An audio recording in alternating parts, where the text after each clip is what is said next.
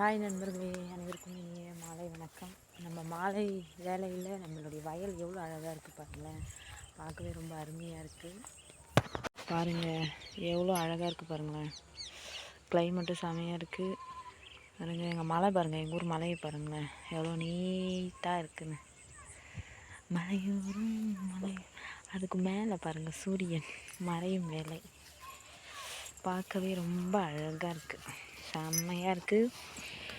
பாருங்கள், நம்ம பயிரெலாம் கதிர் வர ஸ்டேஜுக்கு வந்துருச்சு.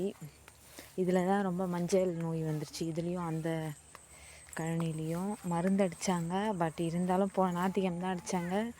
சரியான மாதிரி தெரியல, இருந்தாலும் ஓகே தான்.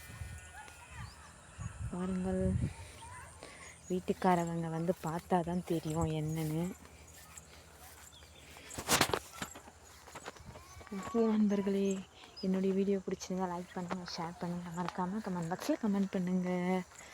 ஓகே, எங்களுடைய வயல்வெளி பிடிச்சிருந்தாலும் மறக்காமல் கமெண்ட் பண்ணுங்கள்.